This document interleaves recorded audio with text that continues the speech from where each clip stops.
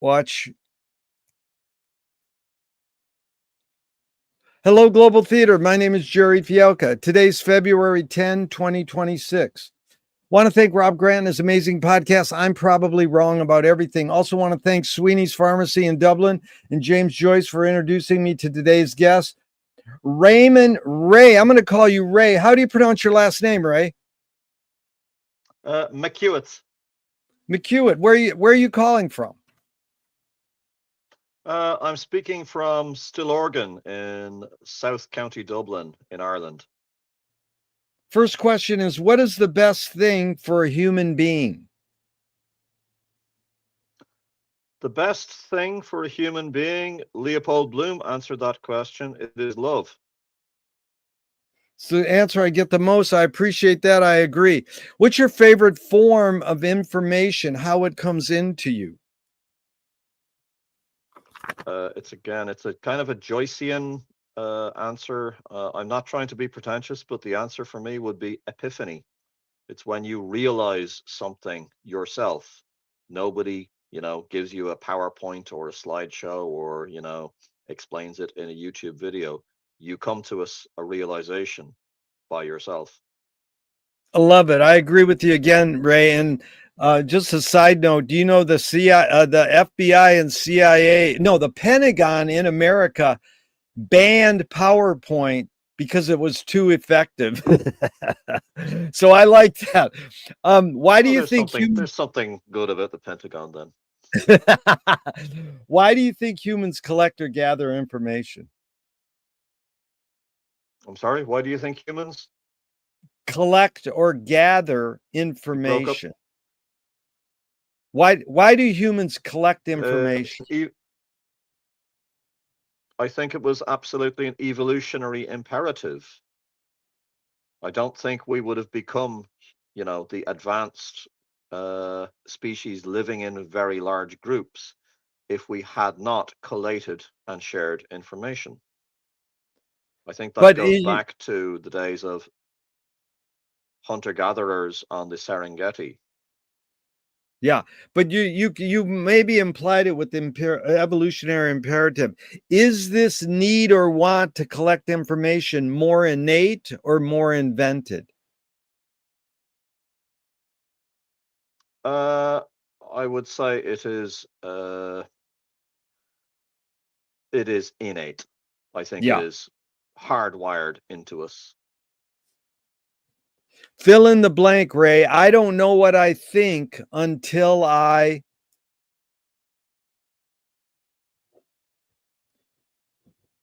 Sorry, Gerry, you're breaking up there. fill in the blank. I don't know what I think until I don't know what I think until I screw up and have to learn through embarrassment. That is brilliant, my friend. I never got that answer and learned from embarrassment. Can yeah, I've Joan I've done a Joan lot of learning that way. yeah. Oh, but believe me, that's the best. Okay, one of the best ways to learn. Joan Didion says, I don't know what I think until I write it. McLuhan says, I don't know what I think until I say it. Can humans think without language? No, I agree with Orwell on that. Orwell suggested in 1984 that the perfect totalitarian society will adapt and corrupt language to the point where it will be impossible to say man is born free. Language is absolutely essential to human beings. I believe that. Chomsky says language is not just words, it's culture, tradition, and unification of community. Ray, what do you do when language doesn't work? When language breaks down, what do you do? Sorry, was that question that the reception's kind of messed up? Was Yeah. that Yeah. question when language breaks down, what do you do? Yeah. What do you do? Uh, I try to watch people's faces and body language, non-verbal communication. Really good.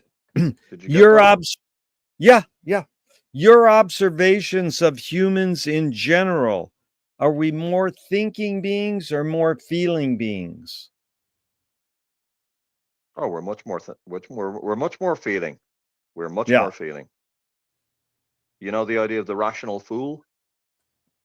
Tell me more. Somebody, I think of a rational fool as somebody who's probably neurodivergent, who is, very good at rationalizing things and approaching things from a very purely enlightenment, logical point of view, and therefore is a complete failure in relationships and in politics and in, you know, family, because it's probably a he, doesn't understand the importance of things like small talk, the importance of things like hugs, the importance of things like presence, you know?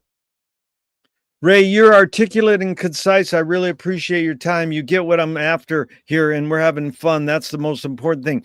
Do thoughts create emotions? No, I think it's the other way around. Yeah. I think our thoughts are very much in thrall to our emotions, and I would guess that our cognitive potential um, emerged as the sort of the chariot drawn by the horses of our emotions, if you follow the metaphor. Beautiful metaphor. Two from Alan Turing in the 50s. One, is thinking a function of the soul? Yes, I don't think you can claim to have a soul in the philosophical sense of the word if you are not a thinker. I think Monty Python pointed that out in The Meaning of Life. The We are soul all was, you know. individuals. Okay, No, that was The second. Life of Brian. Oh, sorry. Thank you. So, second Turing question. Can machines think? Right now, I don't know. In the future, I'm quite certain that they will. That Do will you be more the Yeah. threshold. Yeah. Do you more pursue happiness or more pursue meaning? That's a very interesting question. And the answer is, truthfully, neither. Yeah. Uh, right now, I pursue survival, Yeah. but I would guess if I had to explain to give you the sort of the parsed answer, I would say, in my earlier years, I pursued meaning more, and now I pursue happiness more. What year were you born? 1975. Yeah. I got the question from Viktor Frankl's Man's Search for Meaning book. He says happiness doesn't tend to last, meaning tends to last. What do you think of that? I think that once you start to experience loss, yeah, then you become more interested in happiness. For me, a very profound impact in the last year and a half was the death of my father. Yeah. And that loss absolutely helped to make, to put into perspective the priorities I have had in my life. And I've come to sort of realize I was very privileged and fortunate to be able to spend time with my father doing things that we both enjoyed, like gardening and trekking and walking the dog and cooking and drinking beer and watching rugby and, bickering about minor stuff. We spent a lot of time together, and I realized that I was very lucky to do that. And that happiness was more important than any sort of, in fact, that happiness was the meaning. Yeah. Yeah. And subsequently, I've reconnected with a lot of my father's family, cousins and uncles and aunts and so on.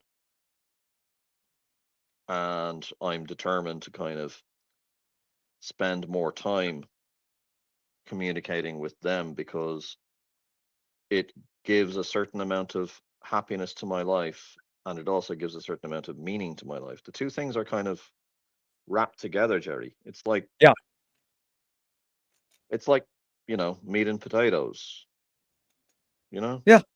No, I'm not a I'm not a I'm not a I'm not a zero carb guy. I don't really enjoy meat as much if I don't have some potatoes or pasta or rice or no, that was very touching, Ray. It really emphasized the importance of family, and you're very articulate. I appreciate it.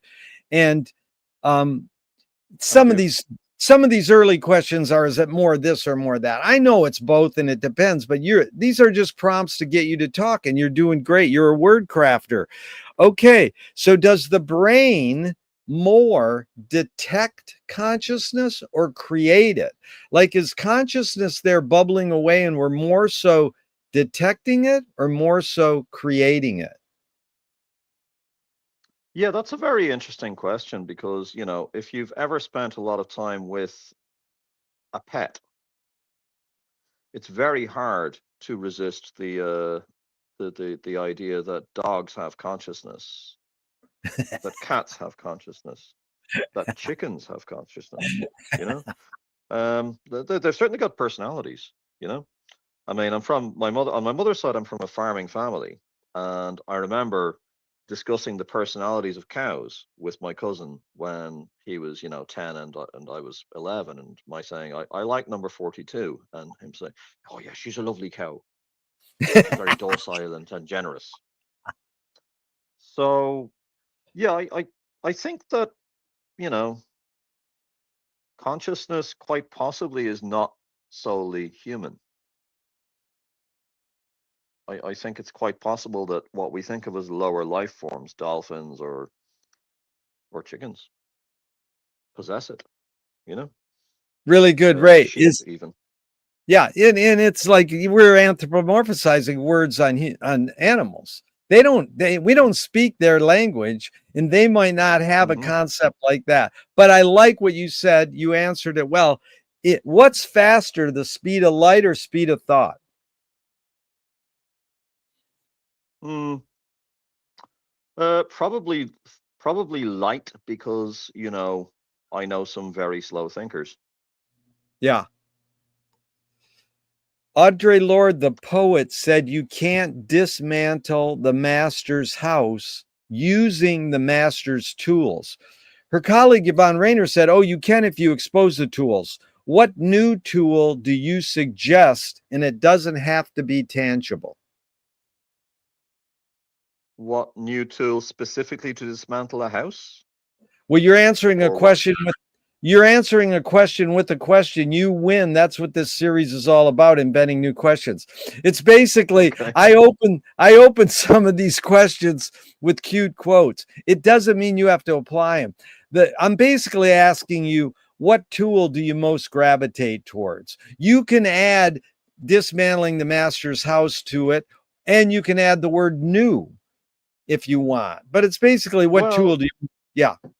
actually, the tool I am most fascinated by, drawn to, love using, and bring up most in conversation is an axe. Wow. And explain why. Because you could get a bronze axe head that is 5,000 years old from a museum, Yeah. bolt it onto a shaft, and that axe head will still cut wood. It Still is work. fundamentally the same. The same Wow. concept. You could get a flint axe head, it'll work fine. I use my father's axe, Wow. it's remember that the sort of philosophical conundrum is, if you change the axe head 4 times and the axe handle 6 times, is it still the same axe? Yeah. We don't use, a smartphone for that metaphor. We don't even use a violin for that metaphor. An axe is a very, very fundamental thing. It is. I love edged weapons and tools because they kind of represent the duality of humanity. They can be very useful things used for, chopping timber to keep yourself alive in a winter, and they can be horrifying things used to cut off the head of a person. You know, Yeah. a knife is both a scary, vicious weapon used by criminals to kill each other, and it's also what a grandmother can use to cut up a tomato. So Yeah. It's yeah. I'm drawn to edged weapons and tools in general, but I particularly love the axe because I'm from County Wicklow, which is a forested county, and the Irish were, noted by visitors in medieval times as being very, very attached to their axes. It went the most valuable thing in a house would be the horse, the second most valuable thing would be the man, and the third most valuable thing would be the axe. Wow. Okay, that was beautiful. You are really articulate, Ray. And Thank you. that reminded me of the pencil is the tool that kind of got us together, or the pen. Joyce used a pencil, and you can use a pencil to change the world writing a book, or you can stab someone with a pencil. Well, Terry Pratchett, the British comic fantasy writer, had a character amend the proverb, "The pen is mightier than the sword," because the philosopher who says it is forced to sort of engage in a duel, and so there's a postscript added in his memory saying, "But only if the pen is very sharp and the sword is very small." Yeah. Terry is great. One of my heroes He is, quotes him yeah. all the time. I really appreciate that. Okay, so what toy do you gravitate towards? I asked people about their tool. Then someone said, "Well, what about a toy?" So tell me a toy you gravitate towards, please. Yeah, I still love Lego. Yeah. I love the versatility of Lego. I love the fact that, I remember giving my nephews Lego Formula One cars when they were like 6 and 9 years old on Christmas Day, and on St. Stephen's Day, Boxing Day, the British would call it. I went down to see how are they getting on with the racing cars, and I was like, "So guys, how is Lego Formula One?" And they were, "What? Lego, the Lego sets that I gave. You didn't lose them already, did you, in like 24 hours?" "Oh, that," said my nephew, the older one, rather dismissively. "Oh, that, yeah. No, those aren't racing cars." And I was like, "Are they not?" And I said, "No, now they are a spaceship." Oh, they transformed him. Mm. They built the racing cars, got bored, disassembled them, and, turned them into a spaceship with 8 tires for some reason. But, Hey, that's I love it. I use Lego as a metaphor when I'm telling students about the English language. I say the English language, it's like Lego. The Spanish language, for example, the language I'm most familiar with, it's like every single toy is artisanally made by a dude in a workshop somewhere in the North Pole, because you've got to learn hundreds of words just for a single verb, you know? Trabajé, trabajaste, trabajamos, and so on. But in English, you just mix around the subjects and the auxiliary verbs, and you can express everything.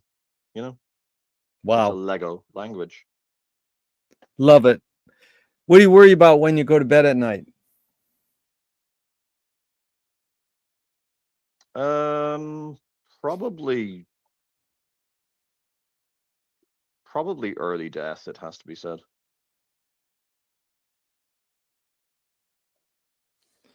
I mean, early McLuhan. as in, by the age of 60, not early Yeah. as in at 5 o'clock in the morning.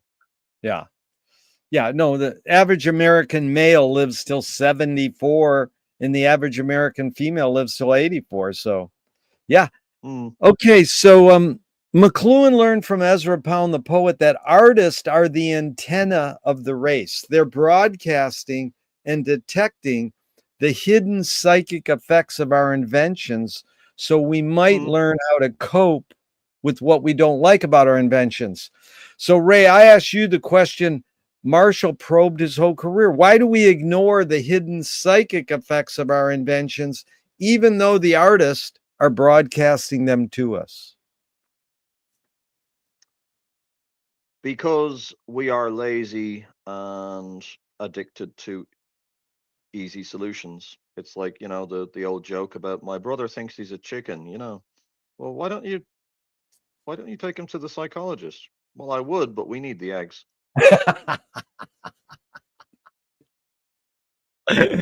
I want to have fun. That was a great joke. Do artists have moral obligation? Oh, yes. George Orwell expresses that very well in Benefits of Clergy Notes on Salvador Dali. He he's rather hard on Dali. I think he's a bit unfair on Dali, in fairness. But he makes a very valid point that the artist is not allowed to be amoral. The artist does have obligations to the society he lives in, to humanity, to the world. At the end of that Orwell makes the point that claiming that, oh well, it's okay because it's art is just a sort of a cop out that permits any kind of barbarity. And he finishes his essay by pointing out a wall. The purpose of a wall is to stand up, and what function the wall has is completely irrelevant to that. If you build a wall, you want it to stand up. And yet, even the best built wall in the world deserves to be pulled down if it surrounds a concentration camp. Wow, that's what Orwell wrote in the Dali essay? Yeah, That yeah, is beautiful. yep. And I would say Okay, that's a very, very good, synopsis of the whole, but can the artist just be allowed to do anything he wants thing? yeah. You know, Are would you be more the afraid of new ideas or more afraid of old ideas? Oh, I'm much more afraid of new ones. AI is terrifying. Can you conjure up your Nanotechnology, absolutely Yeah, terrifying. yeah. Well, The can you old, conjure well, better the devil you know. Yeah. Can you conjure up your earliest memory ever or one of them? Yes. What is it? It's actually a story I wrote quite recently. We're in the family home in Bray, County Wicklow, and I'm 3 years old, and my younger brother, who's just over a year old, has just learned to walk. And he comes in and he knocks over the first thing I've ever built, which is a kind of a castle made of it's like Lego for toddlers. It's called stickle bricks. Yeah. I've just spent, what seems to me like years building this beautiful castle. And he comes in and kicks it over. And I go in and complain to my mother, and she's like, "Oh, well, never mind. He's just playing." And How'd that make you I'm not feel? making well at the time aggrieved and sort of, I suppose you could say, overlooked in favor of the younger brother. The thing that I look back now and I find it quite extraordinary, the symbolism of it, is that 6 months later, my younger brother would be dead and I would be in hospital because we got, I think it was meningitis. So the castle made of stickle bricks, made by 3-year-old me, was not the only structure to be demolished. It was not the only house to be brought down that year. Wow. Is memory more a curse or more a blessing? I think it depends on what you are remembering. For me, it has probably been a curse more because I have had this tendency to sort of remember the dark and sad stuff. But as I get older, thankfully, I'm more focused on remembering the happy stuff and on creating happier memories also. Tell me someone within your immediate family who had an impact on you, and what specifically was that impact? Oh, Uncle Kieran, What'd you get from him? amazing man. What I got from him was, and I think this is quite important in the modern age, I got from him a very positive lesson on what it is to be a man. Uncle Kieran would have been an excellent guru and advisor and counselor and guide for a lot of the angry, lost young men, the incels, the, you know, alt-right dudes, the guys who are listening to, violent podcasts and watching videos by Andrew Tate and, reading Jordan Peterson. Uncle Kieran would have been an extremely good counterbalance to them.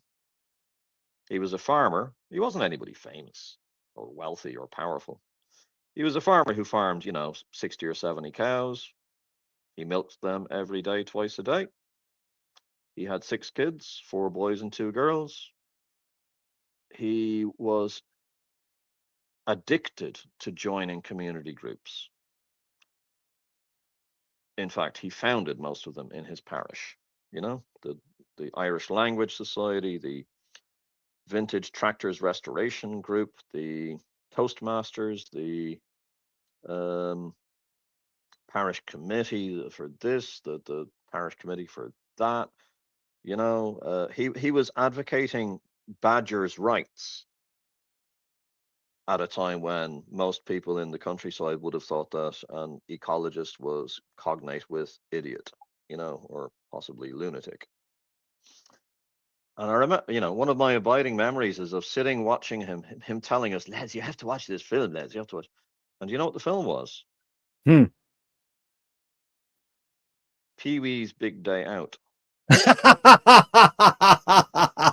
That is a great Pee Wee's. Pee-wee Herman, Yeah. Uncle Kieran thought this was the funniest thing he had ever seen. He sat there gurgling with glee as Pee-wee, shakes breakfast cereal over his bacon and fried eggs face and that he's made on his plate, and goes on this adventure to recover his bike. And it was such a silly juvenile story pitched at primary school kids. Uncle Kieran could sit there contentedly for 2 hours or whatever the runtime is, surrounded by small children, genuinely enjoying it. Young had this thing about how he went down to the garden every day and played with mud because that's what he used to do when he was 3 and 4 years old, Yeah. and he wanted to kind of reconnect with the his childhood self, his early childhood. I don't think Uncle Kieran ever lost that. Yeah. He had that That kind is, of childish joy in life, yeah. in the simple That, things.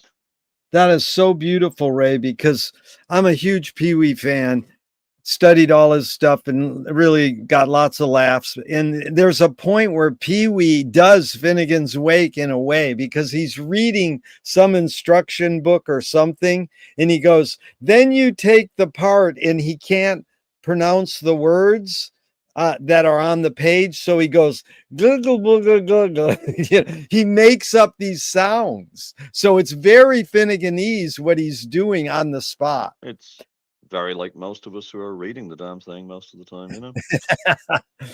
um, Same question, Ray. That was beautiful how you articulated that. I really got a picture of Uncle Kieran. In fact, my cousin, one of my best friends growing up was named Kieran, and it just the name brought back a great memory. So, same Mm. question outside your immediate family, someone who had an impact on you, and what was the impact? Um, Probably an anonymous Indian Muslim, one of the tallest people I've ever seen. He could have played NBA, and he had an enormously long beard. It must have been at least half a meter long, and it was tinted orange to show that he was a Haji, that he had been on pilgrimage to Mecca. And I met him because I was living in Saudi Arabia. I'd just arrived. I was working on a contract there, and I'd gone out for a walk in the evening and gotten lost. And walked and walked and walked. And this is before, this is 15 years ago. So I didn't have GPS or a smartphone, and my reserves of energy were sort of running down, and I was getting thirsty and very hot and very drained and very anxious. And I walked for an hour. I must have walked for about 5 hours before I came to this village, and this dude was the only person in sight. It was in an abandoned village. It was fucking James Goldsmith, Sorry, was it James Goldsmith, the deserted village? He was the only person there, and I walked up to him and tried speaking in, very very limited Arabic. Do you know the way to the city? And he turned around to me, this imposing, scary Islamic figure, and said in perfect English, "What do you want? Are you lost?" And after I, explained to him, yes, I am lost, and can I get a taxi back to the city, to Jizan City? No, there's no taxis here. And how far is Jizan City walking? I never walked there, but I guess it's about 3 hours walking, maybe. So that'll be about 8 hours walking. And you believe me, walking alongside a motorway in Saudi Arabia at night, that's not something you really want to do. And suddenly, as I sort of turned to go, he stopped. He sort of shouted after me, and said, "Wait!" And I sort of stood there. He went into his little sort of shack. I peeked to look inside. He had nothing except a bed, a cooker, and a tiny closet. And then he went and turned off the gas cooker he had, where there was a pot of, like, no, tomato stew or something like that. You would say tomatoes. And came out with a set of keys and said, "I will take you." Now, it wasn't a long journey for him, but at the same time, he had stopped cooking his own dinner. And this was a guy who worked as an electrician, and he worked 6 days a week, to take a lost stranger back to the city. When we got back to the city, he dropped me at the compound where, where I was living, and I gave him money, and he refused to take it. He said, like, "I didn't take you here because I wanted money. I took you here because I believe that's what I, as a Muslim, should do for a lost stranger." And I said, "Well, okay, but consider this. Maybe tomorrow you'll meet somebody who desperately needs to buy bread, and you won't have any bread. Sorry, you won't have any money. Well, if I give you these," it was only something like the equivalent of $10 or less. It wasn't a huge amount of money. It was the cash I had on me. I said, "But, if I give you this cash now, you could pass that on to, that dude tomorrow." And he sort of thought about it. He said, "Yeah, that would be morally acceptable." And it really kind of transformed the way I look at the world, because I suddenly realized that you can meet somebody who looks like somebody you'd see on, bad news stories from Afghanistan. This giant Islamic dude wearing a turban with a long beard,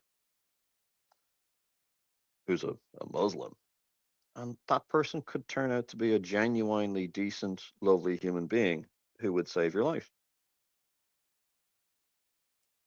So yeah, he'd be the guy I'd pick.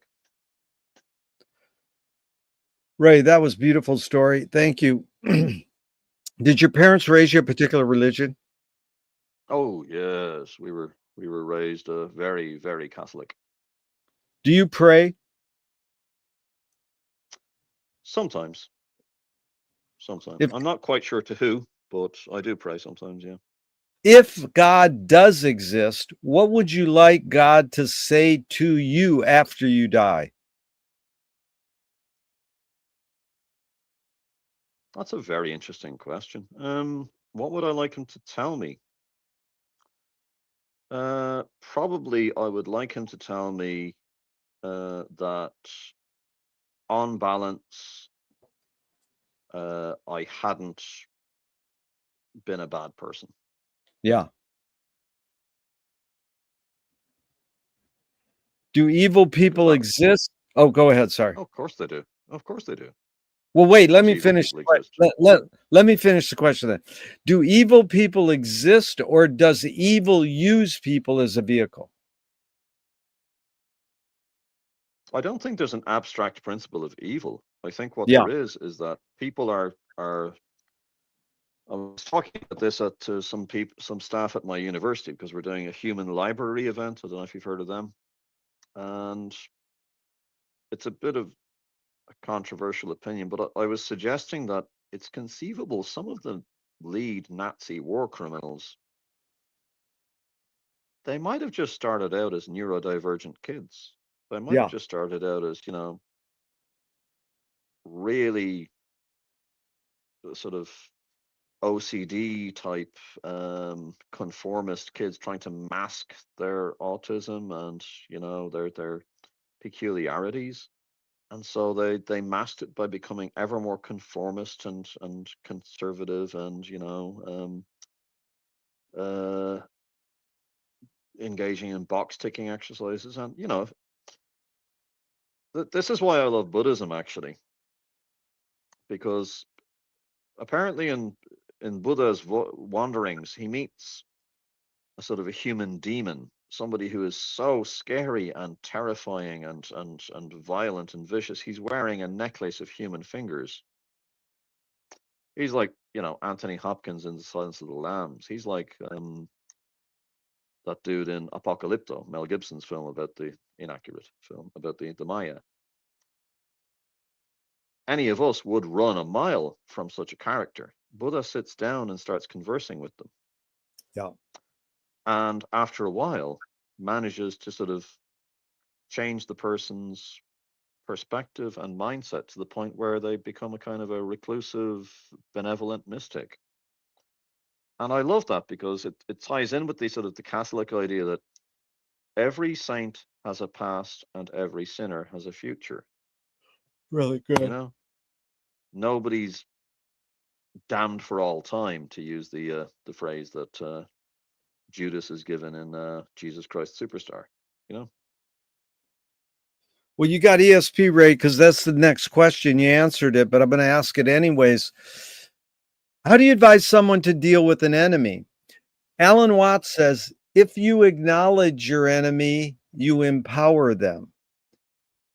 Coppola stole from the mob and the samurai. Keep your friends close and your enemies closer. JFK said, forgive your enemy, but don't forget their name. And Fellini says, I need an enemy. So it's a lot of thoughts. The basic question is, how do you advise someone to deal with an enemy? But first, how would well, you I'm how would surprised. you how would you respond to Alan Watts? If you acknowledge your enemy, you empower them. Well, I would remind him of Oscar Wilde's remark on the subject. He said, always forgive your enemies. Nothing annoys them more.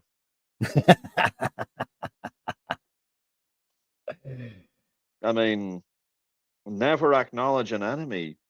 I would say, especially for, you know, in a political point of view, that's a very foolish point of view. Yeah. You know, do you think that, Chamberlain and the isolationists in the 30s got anywhere by just not acknowledging fascism? Yeah. Or conversely, that the sort of fellow travelers of Stalin got anywhere by just not acknowledging the reality of the purges and the death camps? Yeah. No, that's ostrich head in the sand stuff. I don't subscribe to that. I mean, I'm not saying you must hysterically condemn your enemies as, utterly vile and unforgivable people, because that runs counter to what we were just talking about, the Buddhist and Jesuit philosophies. But not acknowledging, no, that's rooted, I would say, in things like childcare, where it's like, okay, the 3-year-old's having a temper tantrum, I'm just going to ignore him. Yeah. You can't ignore, an industrialized nation with 100 million people. You might want to, but history doesn't suggest it's going to end particularly well. When Nassim Taleb said games were created to give non heroes the illusion of winning. In real life, we don't know who wins or loses, but we can tell who a hero is. Gregory Bateson says when the criminal gets caught, does he go, whoa, my criminal skills weren't up to snuff? Or does he go, oh, I did something morally and socially wrong? So again, it's a lot of prompts. The basic question is, does punishment work?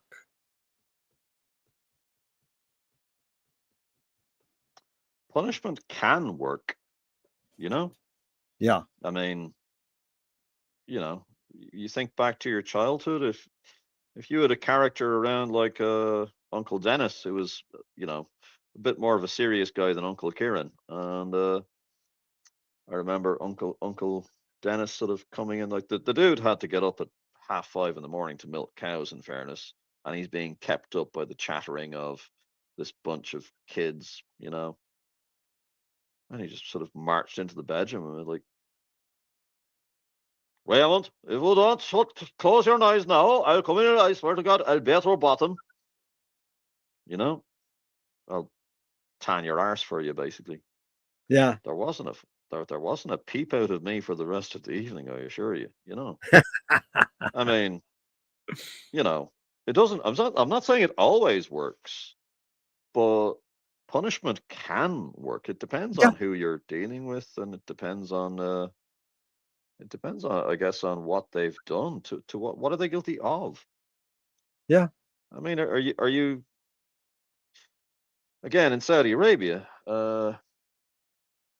Listeners may be surprised to hear this, but Saudi Arabia's got a very big drug problem among their young people. And that's a country where they've got an enormous police force backed by an army of informers and spies everywhere. Absolute power, for the security forces. They can cut your hand off or cut your head off or crucify you or execute you or whatever. And they're very, very anti-drugs. And yet people still take drugs. So, you know, punishment can work, but it's not a guarantee. Yeah. Not a guarantee at all. James Joyce was the first projectionist in Dublin about 100 years ago, Volta Cinema. He basically checked out. He said, this is stupid. Why should I go inside a building and see a movie of a tree when I can go outside and see a real tree? Years later, William Faulkner said, sometimes the best fiction is more true than journalism. Why do we have to recreate things in order to get them? Why do we have to go to a theatrical play of people acting out life? Why don't we just live life? Yeah, that's a very good question. I think that part of the answer, not all of the answer, but part of the answer is definitely to do with the fact that by virtue of living in large collective groups since the Neolithic Revolution, which, gave us agriculture, followed by urban life, domestic animals, all the rest of it. That's when humans started telling stories about the lost Eden. Yeah. And that's when things like, the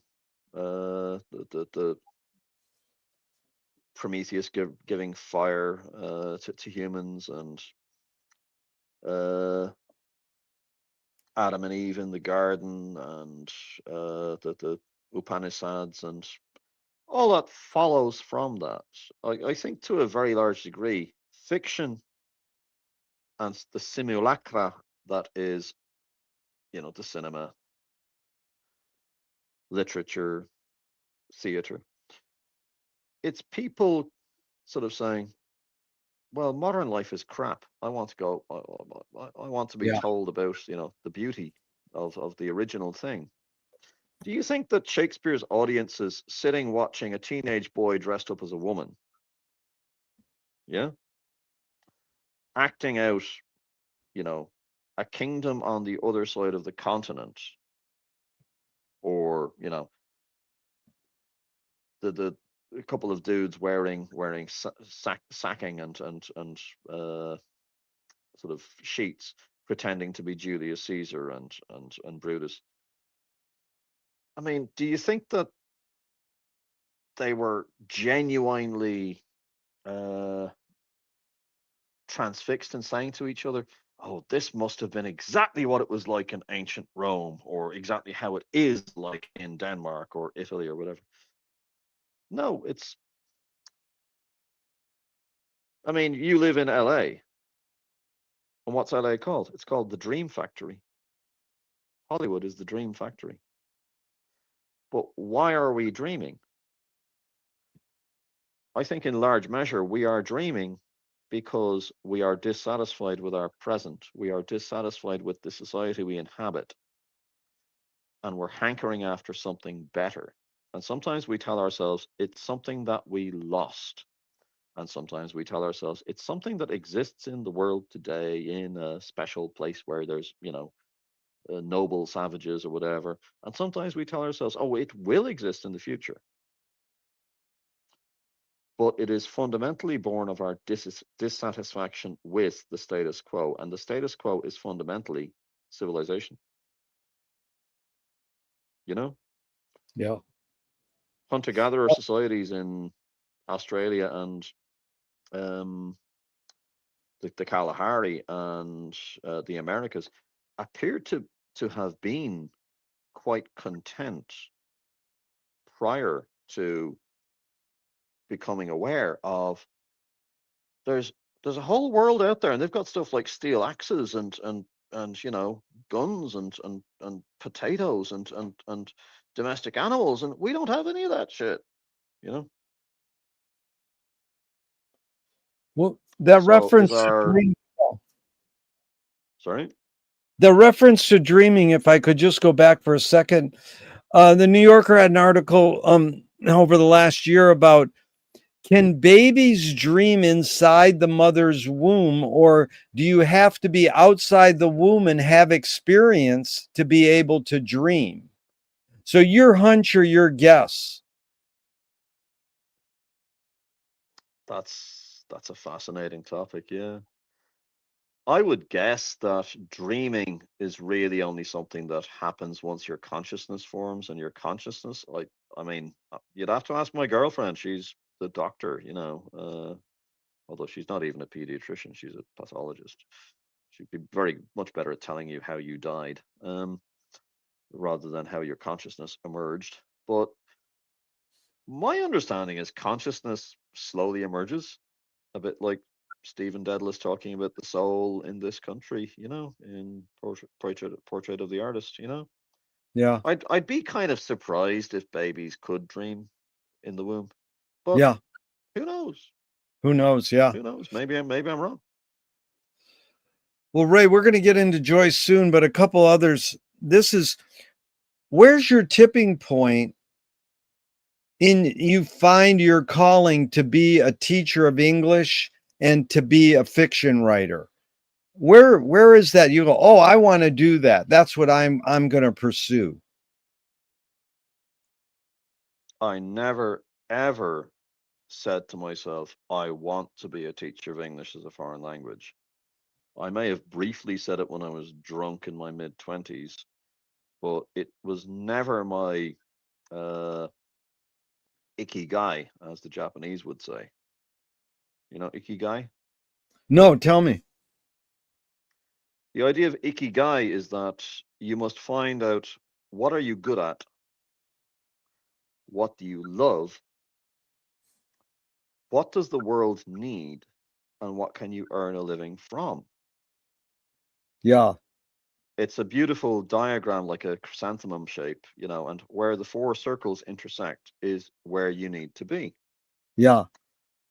I mean, to take a perfect example from fiction, in Breaking Bad, Walter White is very good at making crystal meth. He Yeah. can certainly make a living from selling crystal meth. And by the end of the series, he loves it. He's like boasting about the quality of his product. But the world doesn't actually need more, desperate meth heads. That It is a is good break. moral. it's a morally bankrupt enterprise, Yeah. you know? How I do you tell that to spell my it? students sometimes. How do Sorry. you spell Ikigai? It's I for India, K for kilo, I for India, G for golf, A for alpha, and I for India. Thank you. And so, yeah, teaching English as a foreign language isn't really my ikigai. Yeah. I How mean, many I can years? make a living from it. How many I'm quite years? good at it. How many years have you done it? Too many years. Well, Too many approximately. years. About 25. So, are you aspiring to make your living being a writer? Is that your real calling in life? Yes. Yes, I'm, well, a combination of writer and sort of gardener and I suppose you could say mentor, but not in a shaved headed guy wearing a saffron robe, sitting on top of a mountain. More in terms of advising younger people mainly in, look, I can tell you what not to do because I've done it, Like a counselor. kind of thing. Okay, so now It's like, let's go into that. Then where was your tipping point to be a writer? Are you growing up a reader and you're saying, "Oh, I'm going to do this." Where's that tipping point? High school, college? Did you study creative writing or where's your oh tipping no, point? no.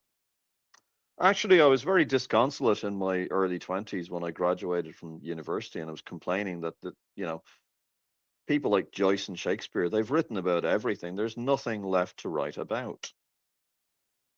Yeah, I remember saying that just after graduating at the graduation party in Trinity College in Dublin, and one well-meaning girl saying, "Well, why don't you write about that?" And I go, That's "Write a about great what there's nothing to write That about." is a great Oh, for God's point, sakes! Ray. So, but you're still you might did you grow up a reader? We didn't go over that. Did Oh you yeah, grow up okay, oh did you yes, grow up yes, a yes. reader one because your parents told you to read, two they did it as an example, or three on your own? No, we were kind of a literary family and a musical family growing up. Yeah, I mean, there were just books lying around, and I remember by the time I was 11, I was reading the sort of history books that my dad had, you know, studied when he was doing his degree. And it seemed perfectly normal for me to, you know, waylay dad on his way to the sort of the bathroom in the morning and say, Dad, why was it that the Italians were so focused on, seizing Istria after World War One, as well as Dalmatia? I mean, Dalmatia had only about 20 or 30,000 ethnic Italians living there. What was their claim to it? And my poor father, who was, at the time dealing with, you know, raising four kids, gardening, sort of uh, teaching full time and processing, let's not forget, wait, what was degree he for teaching, his, Ray? What was he sorry? teaching? What was your Well, he dad was teaching. teach? He was teaching English and history, a bit like me. Nice. But I remember him sort of just looking at me, shaking his head slightly, and saying, "Well, I don't bloody know. Why did the Italians want Dalmatia so badly? It's 10 o'clock on a Saturday morning. Why are you asking me these questions?" kind of thing. But But, are you taking creative writing classes in university at oh no, Trinity? no, no, Are you studying Joyce at Trinity? no. I'm Wow. teaching in Dublin City University, which is located on the north side of Drumcondra, where Joyce claimed that the best English was spoken. I don't believe him. Um, but I teach foreign students who are, they need to get their English up to speed to be able to do a degree. It's a foundation program. I'm not Right. teaching literature, and that's why Right. it's not my ikigai. It's not your It's not ikigai, the but then grind. you leave Trinity. You go to Trinity for 4 years. Yeah, but I graduated in 1996, and then I did a master's in culture studies and specializing in post-colonialism, and I was finished that in 1999. And my intention was to do a PhD in history and lecture in history and write history books. That was the idea. I see. You were And actually aspiring to write nonfiction. oh yeah. Mm. Then when did you start writing fiction? It was probably around a decade ago in Spain, where I have an apartment, and it was a very strange experience. Uh, I had been teaching, teaching English as a foreign language because that's the best way to earn a living in Spain if you're a foreigner, you know, unless you're good enough to sell real estate, which I'm frankly too honest to do and be good at, you know. But I'd been teaching English in Spain for the best part of a decade, and then I'd gone off to Saudi Arabia because the Spanish economy was just, in the throes of collapse. And you couldn't get, you were being told we're going to have to give you a pay cut kind of thing after the economic crisis that started around 2008. And so I said, I'm skint, I'm in debt, and I just need to sort of pay the bills and pay the mortgage. But in that time, I had some very interesting experiences in Spain. I mean, Spain is a wonderful country with wonderful people, but it's got a very dark and tragic history. And, well, you know what Faulkner said about the past? Remind me. I know that. Yeah. The past, something on the lines of the past isn't finished, it's not even past. Yeah. And you get that sensation in Spain. So the key moment for me was I was sitting kind of disconsolately I just finished breaking up with or being broken up with rather by a Spanish girlfriend. And I was sitting nursing a glass of wine in a bar in a city in the north of the country. And I suddenly heard this kind of piteous mewling voice coming from the grill that sort of pulled down the shutters, because the bar was closing. Yeah. And there was the most wretched looking old creature there. I don't know, have you ever seen Goya's famous painting, Saturn Devouring His Children? Yes. Right. It was that face, Yeah. but wearing a pair of, spectacles held together by, band-aids. And he was begging. And the thing that transfixed me was his fingers,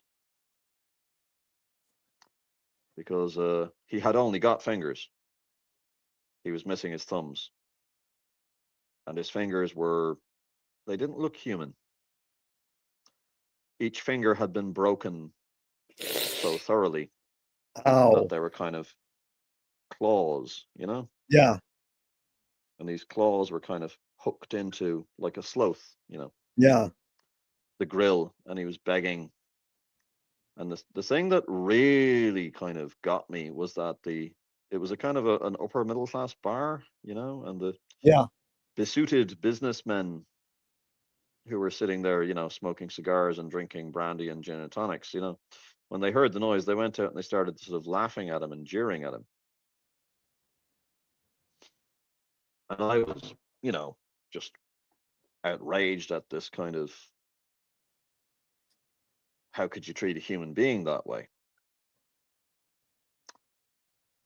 And I said to the barman, well, can you give him a tapa, sausage and bread or something? Oh, if you give it food like that to street people, you'll have 10 street people tomorrow and then 50 the next day. And so I was like, well, okay then, I'll give him some food. And I took the poor bastard up to my apartment, which was very close by, and gave him a bowl of soup and noodles and then a cigarette and a glass of wine. And I was like, what happened to your hands? And he kind of blinked owlish at me and said, like, my hands? And I said, yeah, no tienes dedos gordos. You don't have any thumbs. And he said, oh, well, that was the Guardia Civil, the military police, as if he was talking about, answering his question of, why is your coat wet? Well, oh, well, it's raining, Yeah. So the Guardia Civil. And he says, oh, yeah, the Guardia Civil in the days of Franco. That's the military dictator of Spain who was buddy with Hitler and Mussolini in the 40s, Yeah, the Guardia Civil in the days of Franco, they were pretty violent, I was like, what did you do or say to make the Guardia Civil cut off your thumbs and break your fingers? He said, well, I'd been sent off to Morocco in my military service, and I saw things there that were awful, that were just like not what should be happening. I was like, and he said, well, I made a big mistake. I was like, what was the mistake? And he said, well, when I came home, my head was all messed up, so I started drinking and then talking to people about it and telling stories, and I got a really bad name really quickly. So they some chivato, some informer, told the Guardia Civil, and they came and they cut off my thumbs and smashed up my fingers, and then they pushed me out into the street and said, go and live now, see what you get for mouthing off. Like, that guy would have been born around 1940, so I'm sure he's dead now. This was 15 years ago. That experience kind of seared itself into me, and the story of how Muhammad. Now, I'm not comparing myself to Muhammad. I want to clarify that to any listeners, in particular Muslim listeners. I am absolutely not claiming to be like Muhammad or inspired by the divine. I want to make that very, very clear. Right. But they say that, at the start, when Muhammad receives this kind of revelation from God, that he has this sensation of choking, and as if, somebody's kneeling on his chest. And it's the angel Gabriel, Yeah. who says to him, recite, recite, recite. And Muhammad is saying, well, what do I recite? Recite that there is no God but God, etc., etc. And that's how Islam is established. And I did have that weird sensation at that time in, when I just come back from Saudi Arabia. It was like 2016 sort of time. Yeah, about 10 years ago.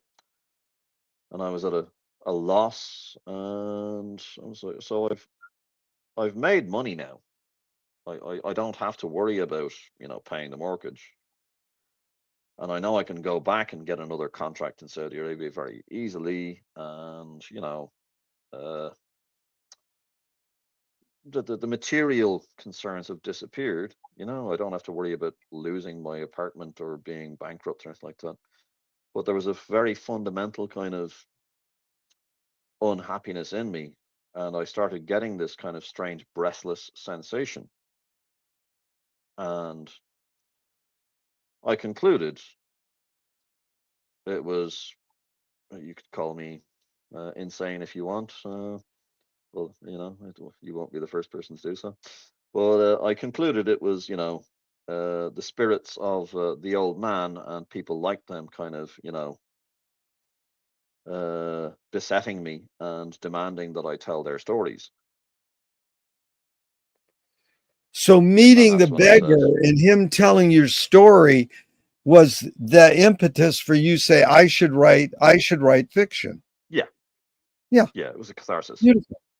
It's but a catharsis. not Yeah, exactly fiction, yeah, not exactly fiction, because it's, it's based on stuff that I've actually seen with my own yeah, eyes and, heard with my own ears, kind of thing. yeah. So Ray, And in a let's sense, go. that solved the question of the 21-year-old me disconsolately asking in 1996, what is there left to write about? Yeah, And the answer would be, well, you can start with your own experience, yeah. you know.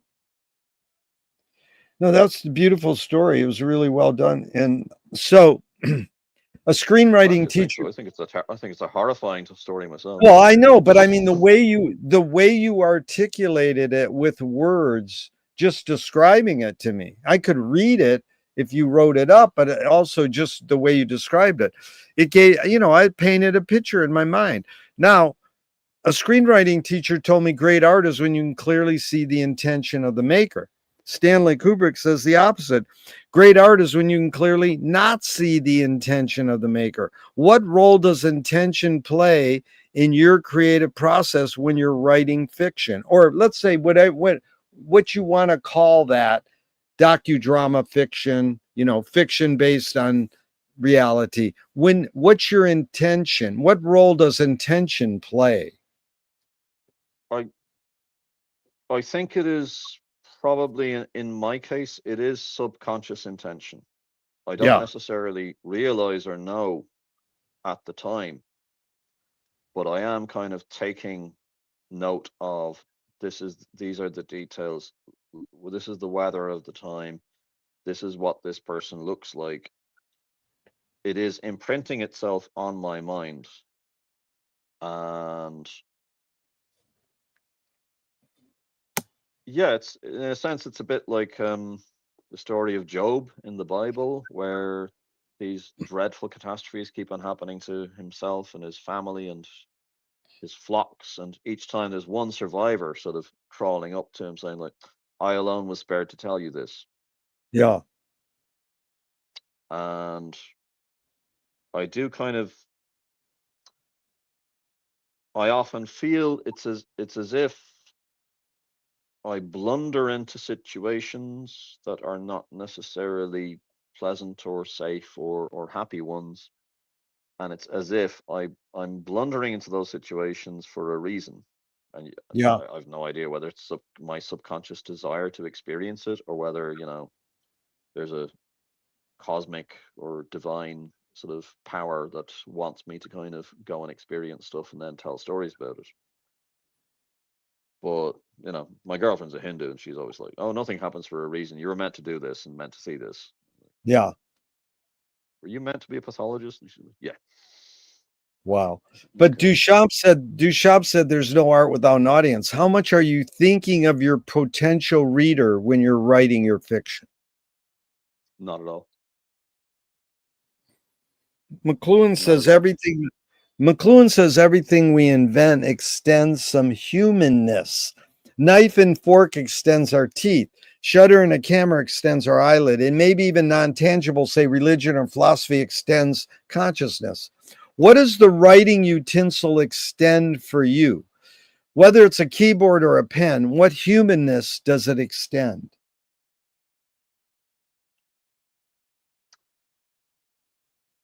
It simply allows me to get things off my conscience. I'm from a Catholic Yeah, background, and you are supposed to go to confession. You're supposed to tell your darkest, deepest secrets about, yeah, the girl you fancy, or the dirty photos that they're sharing around school to a celibate man wearing a dress, yeah. for some reason.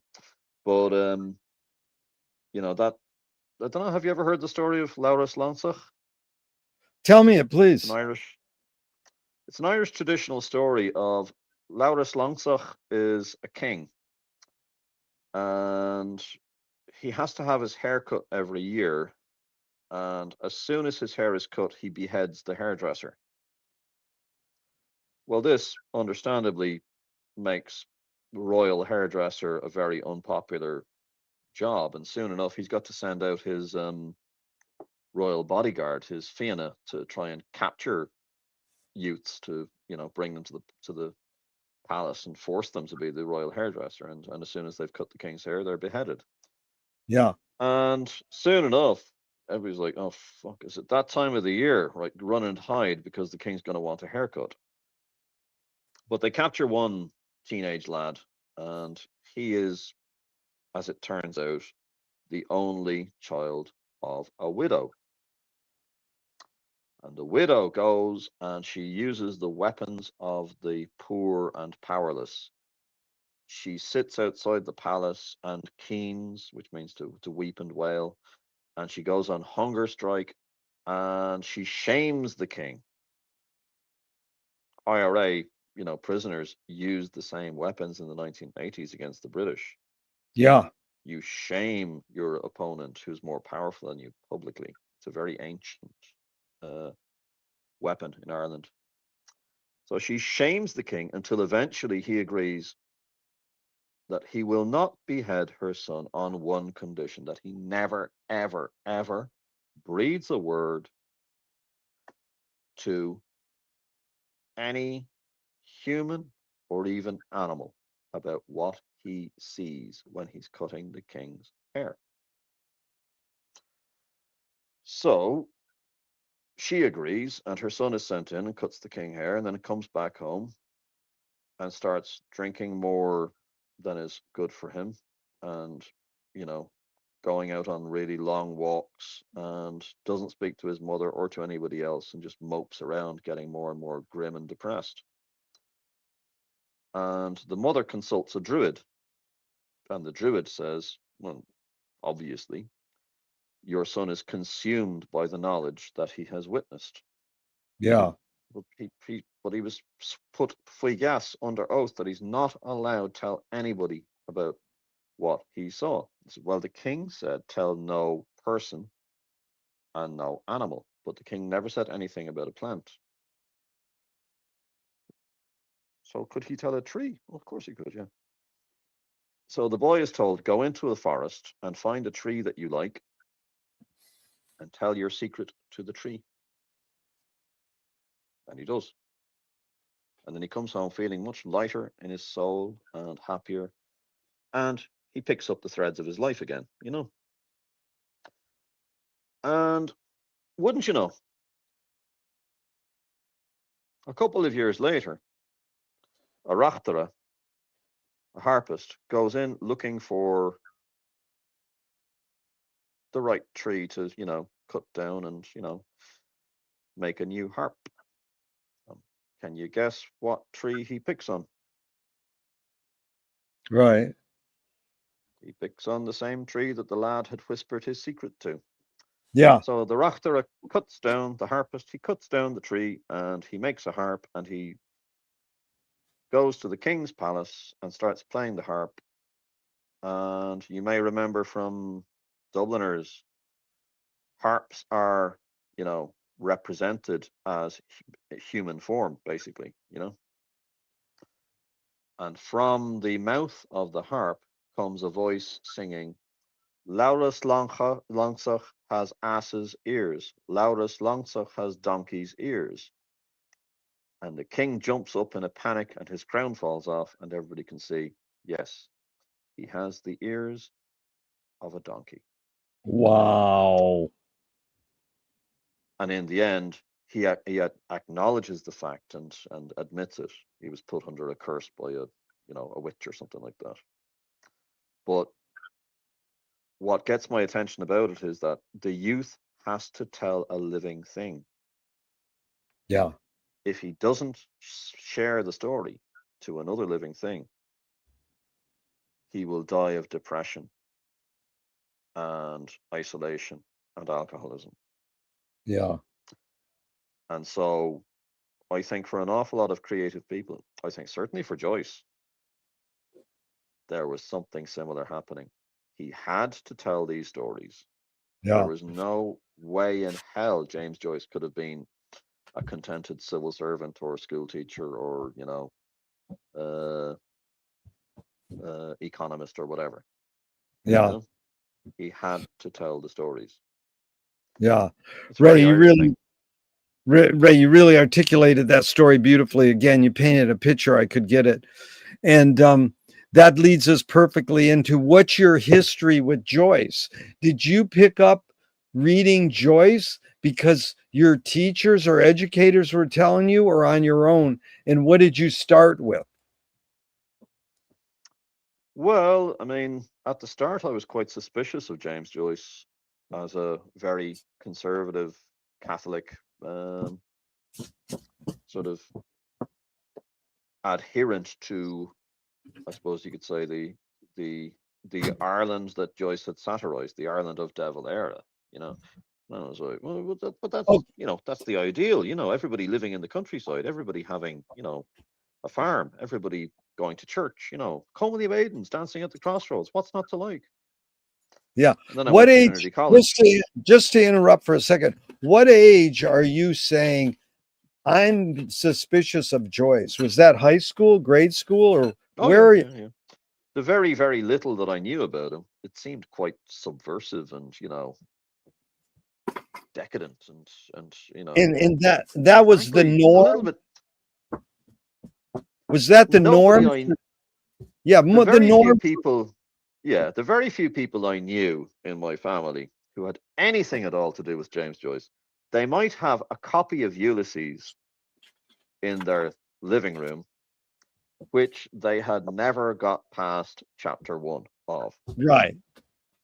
South Dublin bourgeois people, nice enough Yeah. people, but it was Yeah. a book that, if you're a liberal Irish person in the 1980s and 90s, you bought a copy of Ulysses to show that you weren't some sort of superstitious Catholic, but you certainly didn't bother reading it.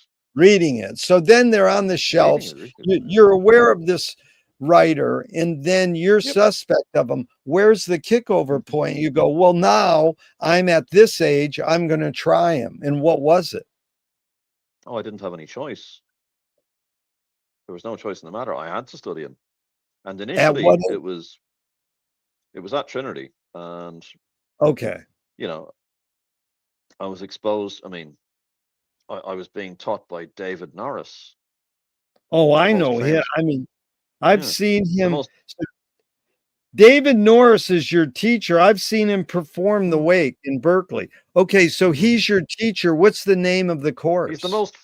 He's the most famous gay man in Ireland. It's like, But he's a great Joycean too. oh yeah, yeah. But at the time, the only thing was like, he's a homosexual. Oh, oh, Oh, is he gonna touch me? well, He. what's the name of the course? Oh, I'm pretty sure it was Anglo-Irish literature. And he Right, was it's a very camp. general literature course. It's Yeah, not a yeah. Joyce course. Yeah. No, it In wasn't specifically Joyce, what but did it you was right, but slightly intimidating. what Joyce did he start you with? Well, Dubliners basically and Portrait of the Yeah. Artist. We Okay. didn't touch on Ulysses. We did not touch on Ulysses. We did Ulysses in my final year under a very gentle, kind English lecturer called John Nash, who I feel very, very grateful to and apologetic to, Yeah. because John Nash had, by this stage, I was kind of undergoing a rather Joycean experience of the birth pangs of the soul, and it wasn't a very happy experience for me or anybody around me. And poor old John Nash was taking the brunt of it.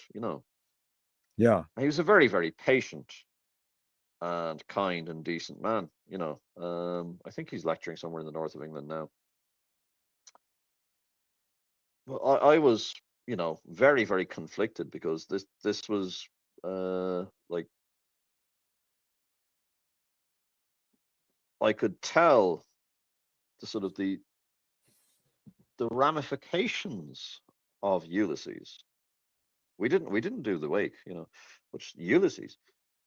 The implications of Ulysses were that the old Ireland, the traditional Ireland, the 1916 Rising Ireland, the 32 county Gaelic Republic Ireland, the Ireland of, Patrick Pearse, and was it this for this that the wild geese spread a grey wing upon every tide and this kind of thing. But that Ireland was not only dead, but its corpse was to be mocked, you know, at its wake. Yeah.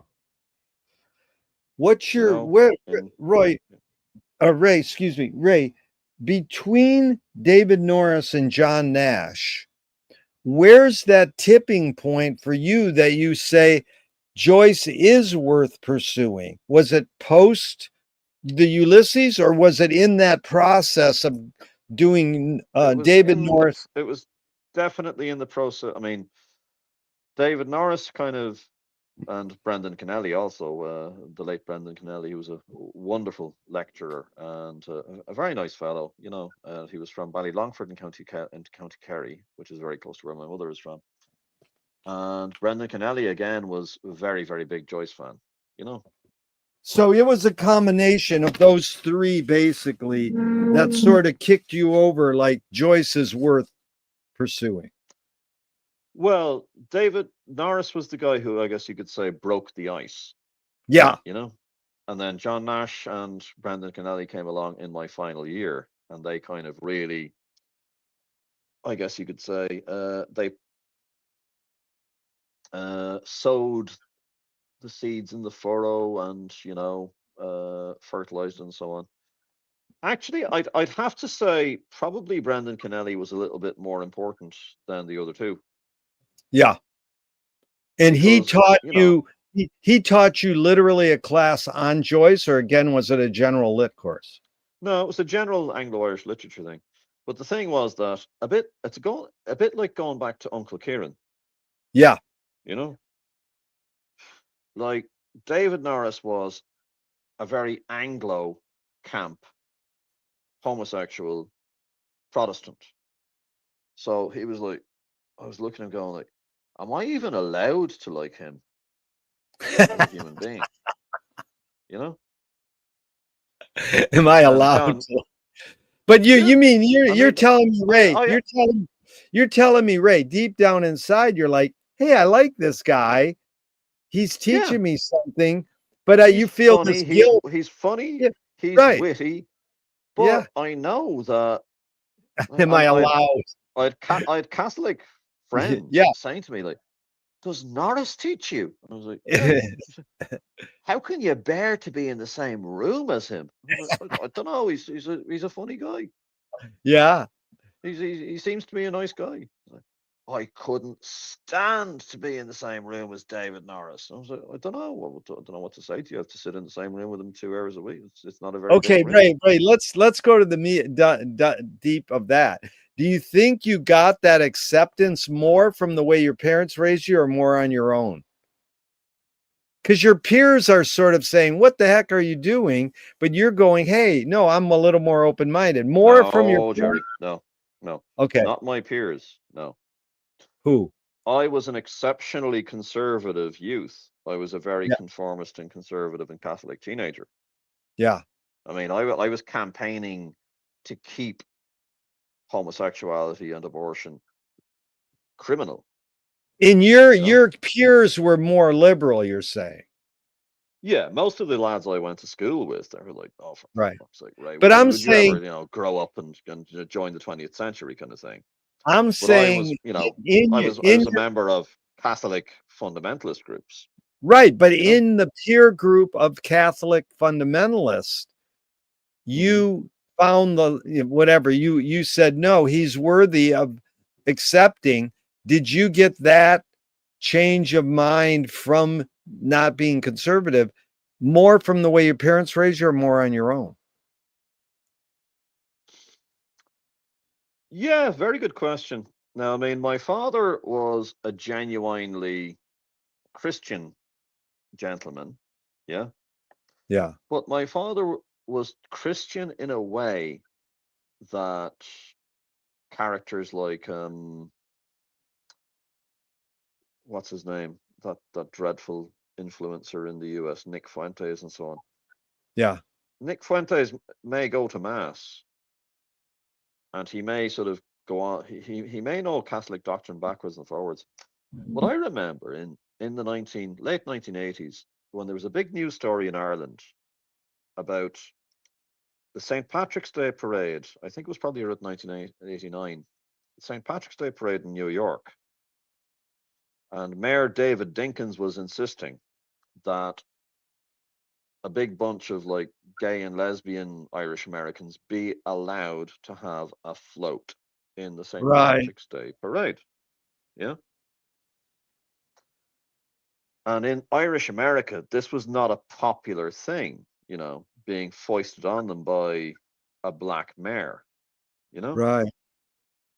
And when the float containing the gay and lesbian Irish Americans sort of came down, I don't know, Fifth Avenue or whatever the hell it is in New York, to the reviewing stand where there were all these, members of the ancient order of Hibernians dressed in what if I remember rightly, it looked a bit not too dissimilar to leprechaun costumes.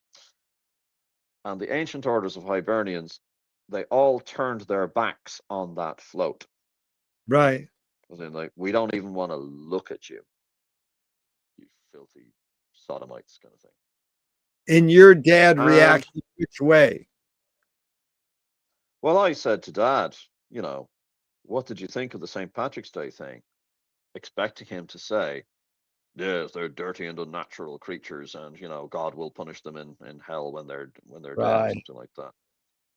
And what he said very much surprised me. What he said was, I was disgusted. I thought it was a very unchristian thing to do. I was like, what? And he said, turning their backs like that. Jesus would never have done that. So you're you're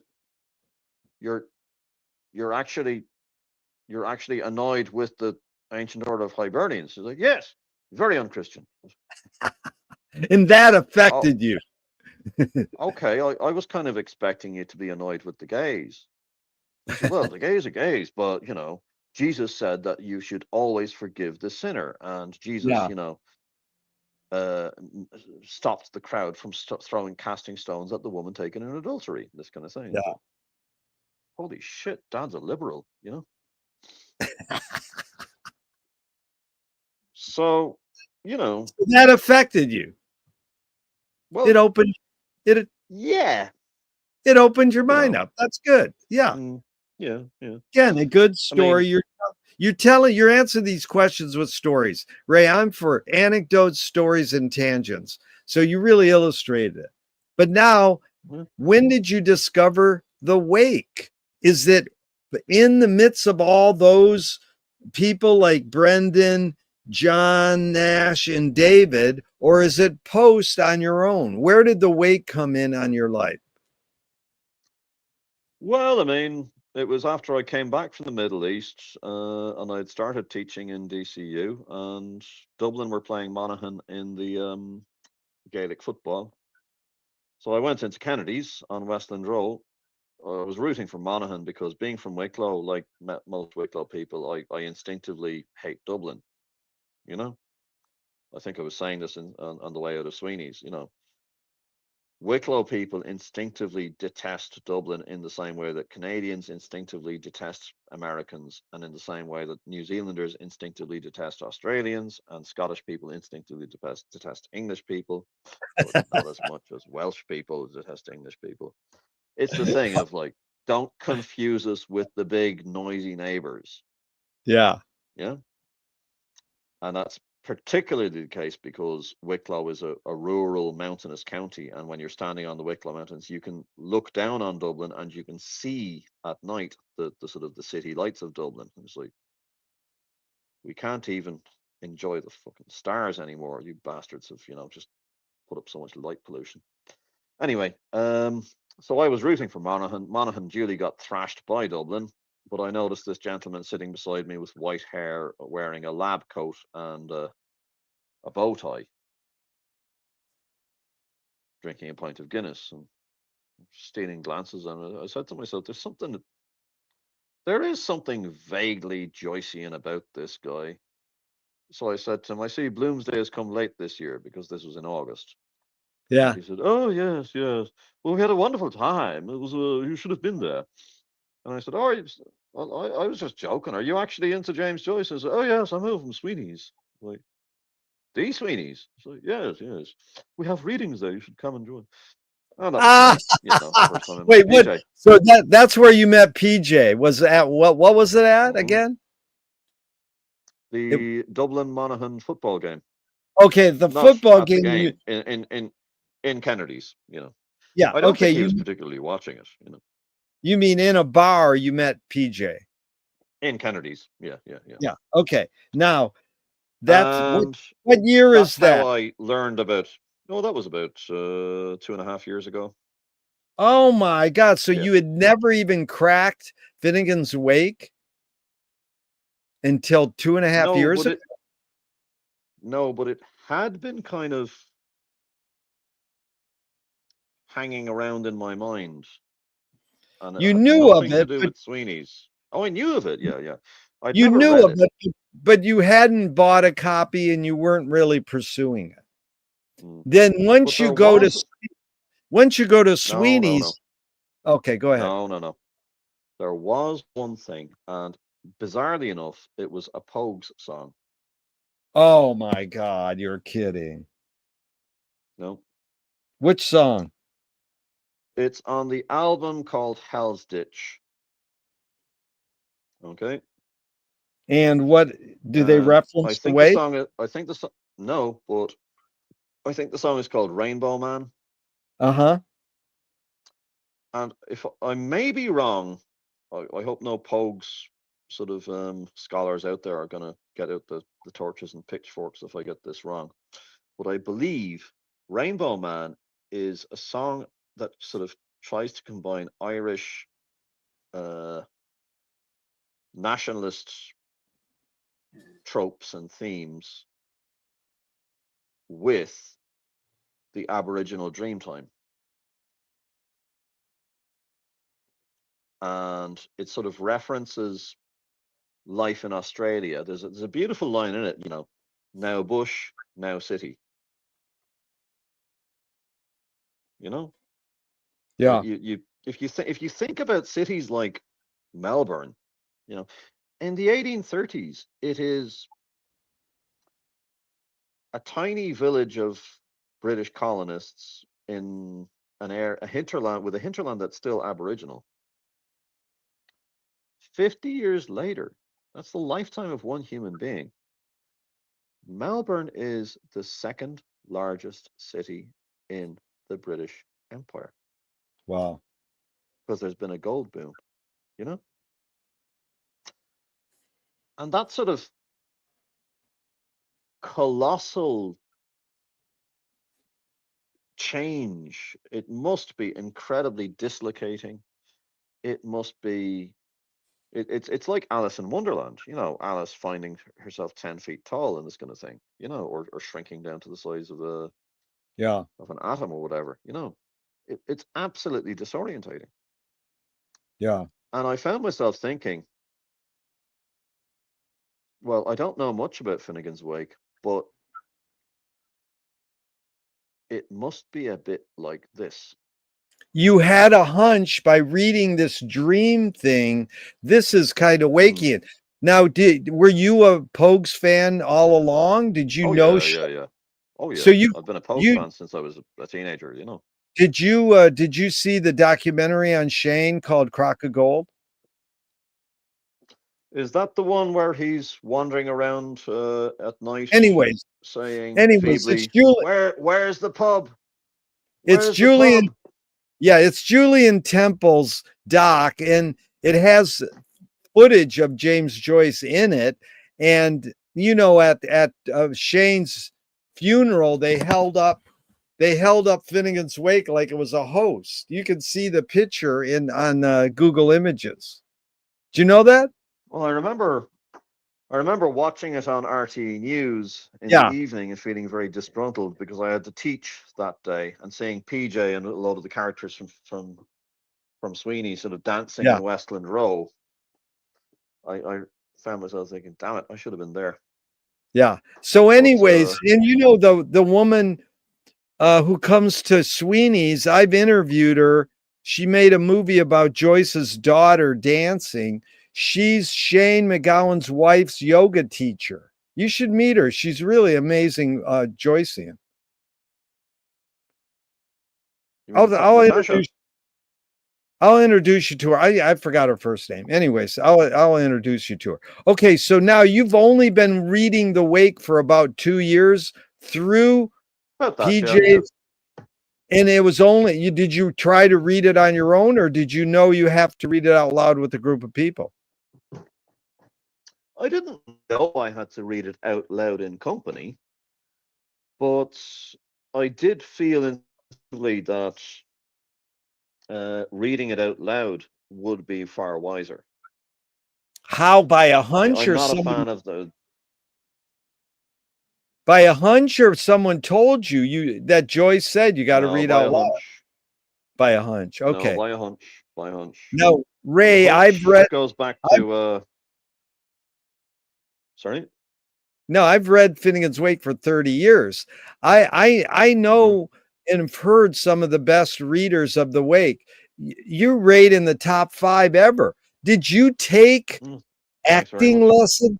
Did you take No, I did acting not. lessons growing up? Were you ever a No, DJ, or how did you learn that expressive reading technique? Is that just natural to you, or is that just natural to Irish people? no. For me, it was when I was doing my masters in Galway, in the west of Ireland, where Nora Barnacle is from or was from.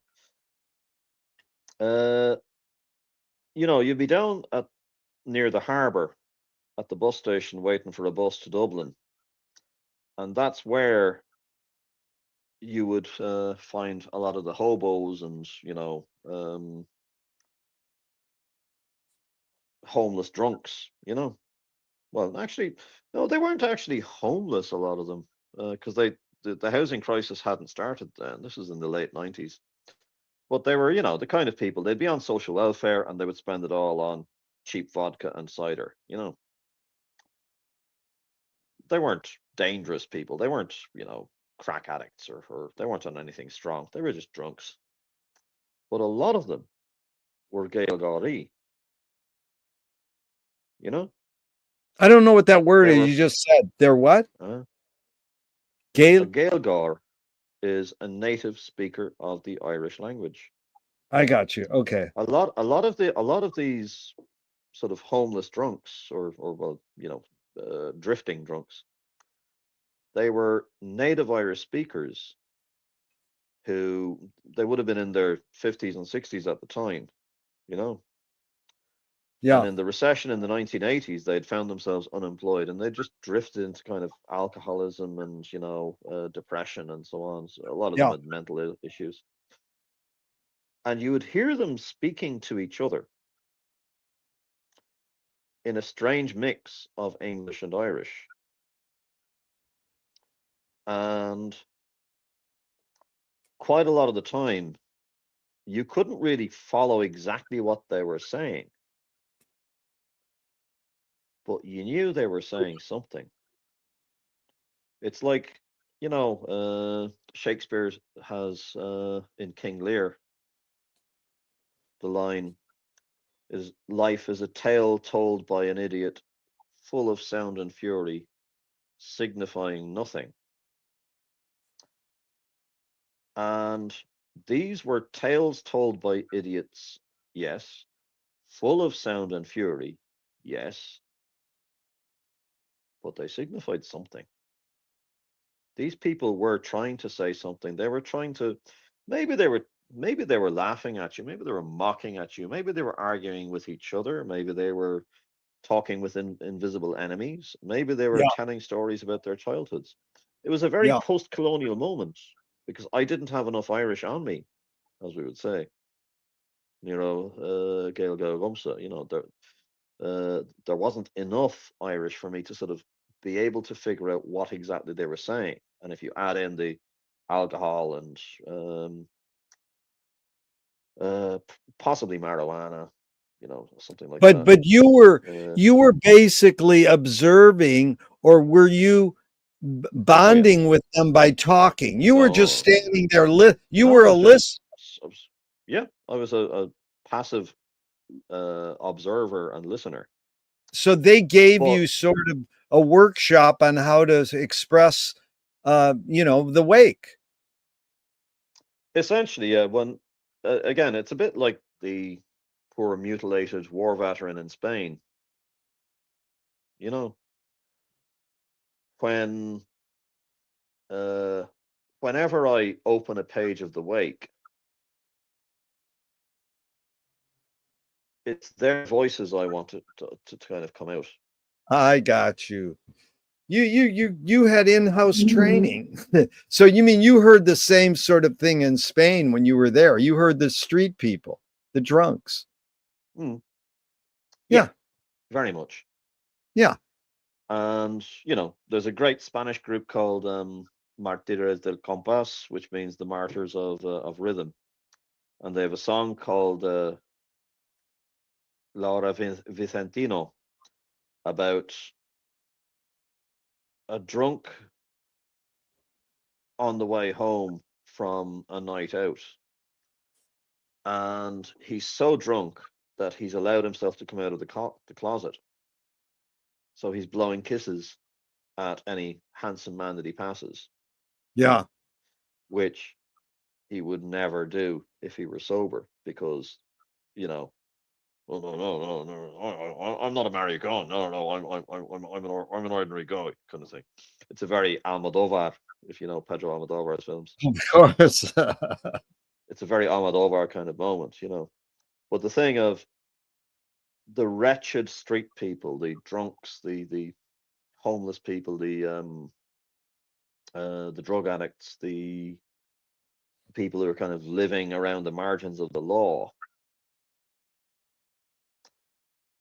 sometimes they tell you more about your society than the dude giving the TED talk and the influencer with 5 million followers.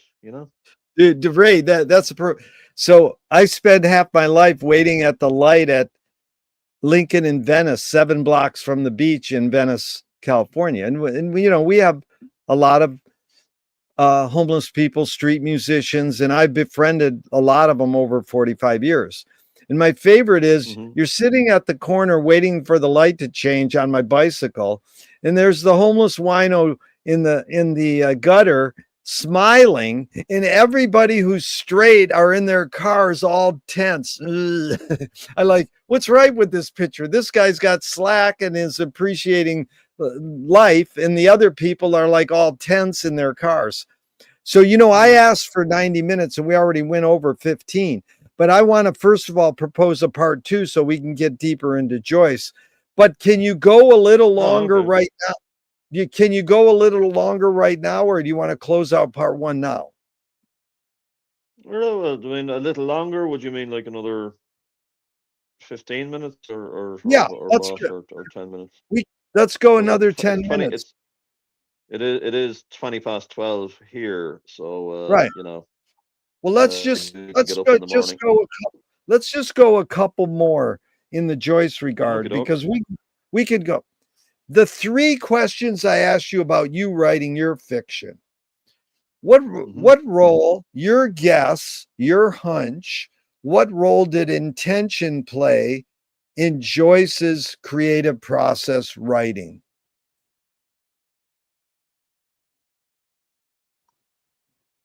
I would guess that man. That man was, I would guess, very likely neurodivergent and obsessive, and he collected incidents and memories in the same way that somebody with Diogenes syndrome might collect old newspapers and you know uh, beer mats and empty tins. You know, He was a I hoarder. I think he was a hoarder of memories and trivia and knowledge, and thank God for it, because this genius gave us these amazing texts.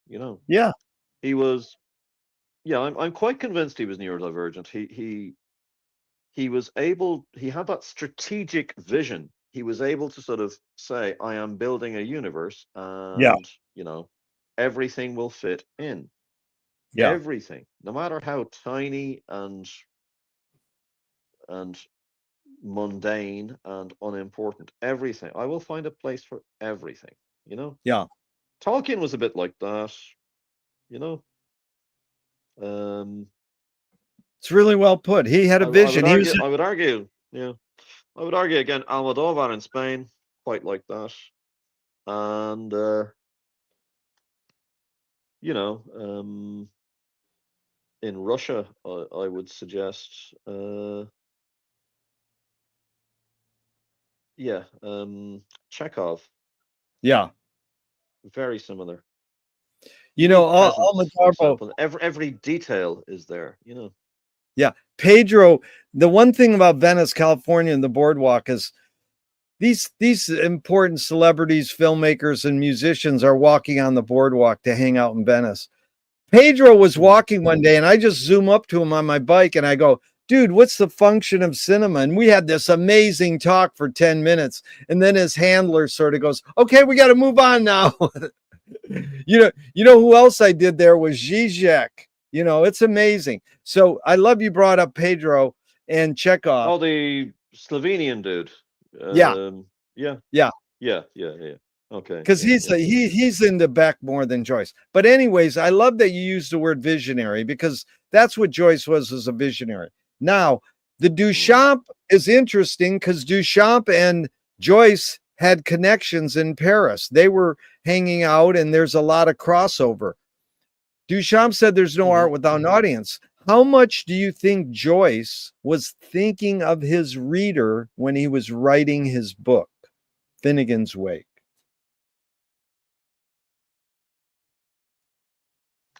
Yeah, that's a good question, because by the time he gets to Finnegan's Wake, he is a kind of a celebrity, isn't he? I Yep, mean, he's the yep, author of Ulysses. yep, When he wrote Dubliners, he couldn't find a bloody publisher. yeah, But by the time Ulysses, it's notorious, it's banned in lots of places, but it makes him famous. Orwell yeah, is referencing him. You know, the Swiss border guards know about him. They're claiming that he can't come into Switzerland after the fall of Paris in 1940 because, well, we've had our quota of Jews. You're the Jewish Irish guy, aren't you? No, no. I wrote a book in which there's a part Jewish character. Yeah, well, we're all Jewed up in Switzerland. Can't come in. That's an Ellman's biography. So yeah, I would guess he was, and hence the regard about, I'll write them a book that'll keep them busy for 300 years. I would guess, knowing Joyce, he was such a wind-up merchant and fond of divilment. I would guess he knew this was a book that would not really, be read by uh, the guy on the sort of London Underground or the New York Metro, but would be over analyzed to death and argued over and agonized over by academics. And Joyce, I would guess, didn't really have a huge amount of time for academics and for you know, the yeah, self-conscious intelligentsia. Again, in his biography, Ellman tells a story that apparently Joyce's acolytes and Proust's acolytes engineered a meeting between the two literary titans. yeah. And they were all sitting around in this cafe in Paris with rapt attention to see what would Joyce and Proust talk about. And what did they talk about? Their favorite snack food. They just sat there like two characters from a Tarantino film, or the Coen brothers, we're going to the Internet Burger. Oh, the Internet Burger, they do good burgers, kind of thing. The two dudes just sit there and they're basically trolling their own fans. Yeah. Yeah. So knowing that, assuming that Elman is telling the truth, or that whoever told the story to Elman was telling the truth. Yeah, I would guess Joyce was he was probably very serious in his intentions with writing Finnegan's Wake, but he was also very, I would guess, maybe I'm wrong, he was very determined to wind up academia and derived great pleasure from doing so. Ray, that's amazing. I've gone to a couple Joyce conferences in my life and spoke at them, but I'm both. I know the academic Joyce a little, but I know the sort of more grassroots. And one story I probably learned at a Joyce conference was Joyce got good reviews for writing Ulysses and praise. Like you said, he became a celebrity. So he said, Mhm. I'll show you. So he sat on the toilet for 17 years and farted out Finnegan's Wake. Now that was a good summary. I want to add a couple other little diverts. How many books have you read about Finnegan's Wake or Joyce besides Elman? Are there like two or three others, or have you read a lot, or very few, or Elman, how Elman, I read Elman's biography of Joyce going back to college days, way way back? But have you read much of the other books about Joyce No, or about Finnegan's Wake? no. No. Okay.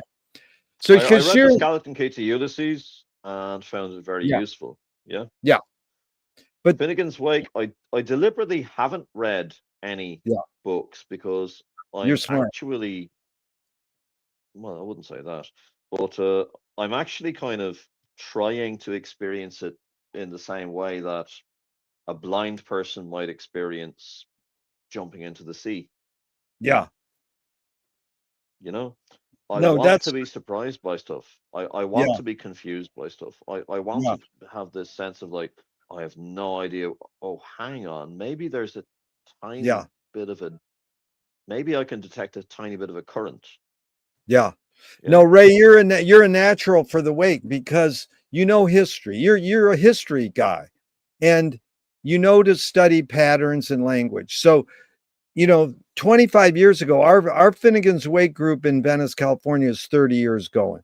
25 years ago, we used to have a homeless guy from England who was really Hmm. smart, and he would come to the wake. And the only guide we really had then was called Roland McHugh's Annotations to Finnegan's Wake. There was no internet Hmm. then. And he could do Roland McHugh without Roland McHugh. He would go, oh, that's the name of a battle. Oh, that's the name of a river. Oh, that's a street in Dublin. He would naturally know it. So it came more naturally. I go to 4 Finnegan's Wake reading clubs, and Sweeney's is the best ever because we just read it for 30 minutes. Then we casually talk and it's fun, but it's not like psychoanalyzing every line over overtly. It's the act of reading the book out loud with a group of people is the essence of the wake. But Hmm. talking about it's fine. Now, the next question is the extension. Joyce got this from Walt Whitman, and he talks about it, and we'll get in part two about this. But McLuhan got it from Whitman and Joyce that everything we invent extends some humanness. Like I said, knife and fork extends our teeth. The pencil extends our finger, and it doesn't have to be Hmm. tangible. What do you think Joyce was extending with his pencil or pen? What humanness? Oh, that's a big one. I think he was probably, and I may be wrong, but I would guess he was deriving some satisfaction from, first of all, just demolishing shibboleths like the pure ethnic group and the, ideal nation state. Joyce may not have been particularly politicized, but I do feel he was an instinctive anti-fascist, you know? Yes, very good. Like the idea of, as I said, the Nazis were essentially obsessive compulsive, sort of neurodivergent people going around categorizing everything. I Yeah, mean, this categories the Mischlinge. Who are the Mischlinge? They're people who've got part Jewish ancestry. yeah, You know, the French soldiers from Senegal who had garrisoned the Rhineland in the wake of World War One. You know, and had gone, surprise, surprise, soldiers do this. They had gone to local brothels, and nature took its course. And so German sex workers and prostitutes in those brothels had mixed race kids, and that's the kind of thing the Nazis were very much against, yeah. you know. But that's Leopold Bloom, you know. I Okay, mean, you, you know, I mean, his wife is the daughter of a British Army dude who was in Gibraltar. He is the son of a a, a, a Jew of Hungarian ancestry. It's like it's all mixed up. There's no purity. There's no. I'm the son of a Catholic sort of Englishman from the Wirral Peninsula, just across the river from the River Mersey from Liverpool. But my father was the great grandson of a Scottish Highlander, you know? yeah, And again, if you look at the wake, yeah, there's this big thing about the various invaders. Now, Ireland is invaded by the Normans, but which kind of Normans? They're Cambro Normans, which means they're specifically the Normans who had settled in Wales, Strongbow, all these guys. Strongbow's mentioned in the wake. So they're Cambro Normans. Okay, so they're Welsh and part Norman. Okay, but you go back 50 years and you find out that they're Anglo Normans, which means that they're part English and part Norman. But then you go back 50 years previously and you find out that they're just Normans. Well, what does that mean? Oh, they're from Normandy. Okay. Why is it called Normandy? Well, it's the land of the Northmen. Vikings? Yes. Yes, yes, yes. Vikings. And why do they speak French? Well, the Vikings on their longships, they didn't have much space, so they didn't bring many Norwegian and Danish women with them. They probably, abducted some local girls, and after a generation, the grandkids were probably speaking sort of the local dialect of French, yeah, larded with some. So it's like, so these are Scando, Franco, Anglo, Cambro people who, and then half a century after they've been in Ireland, níl scéal ná na Gael iad féin, they're more Irish than the Irish themselves. And to this day, names like Burke, Fitzgerald, Fitzmaurice, Power, Savage, those are Norman names, but they're absolutely Irish names. yeah.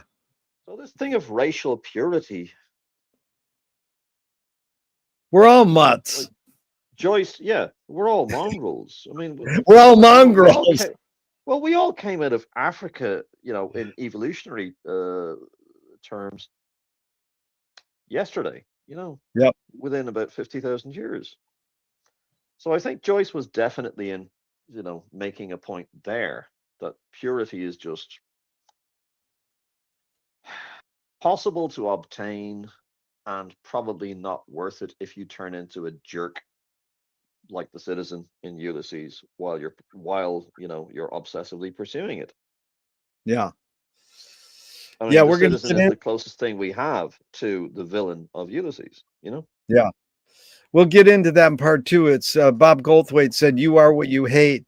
And Joyce said, "It's a curious thing how your mind is super saturated with the religion in which you say you disbelieve." So here's the Yeah. two closing questions, Ray, really quick. And I'm going to send you my essay, Can Art Stop War? Because it's all about Joyce being anti-fascist manifesto, Finnegan's Wake. So here we go. Orwell asks, can war stop art? Did Orwell say that? Not in so many words, but Oh, that's the okay. gist of an awful lot of his journalism. Anyway, shoot Can ahead. war stop art? Okay, so here we go. This is a fill in the blank. Don't think too hard. The Producers, 1967, Mel Brooks film. It won Best Screenplay over Bring 2001. time for Hitler in Over, Germany. over, Yeah. over 2001 by Stanley Kubrick. Gene Wilder, one of the protagonists, his name is Leo Bloom. It's based on Leopold Bloom. Here's the Okay. line he says. Here's the line he says in The Producers. I want everything I've seen in the movies. I want you to reword the end. I want everything I've seen, fill in the blank. But do you want me to be that to be the voice of Leo Bloom in The No, I Producers, or want the you, the I voice of just Leopold Bloom, no, I or my want you voice? to yeah, I want you to answer it in your voice. I want everything I've seen blank. Ray's voice.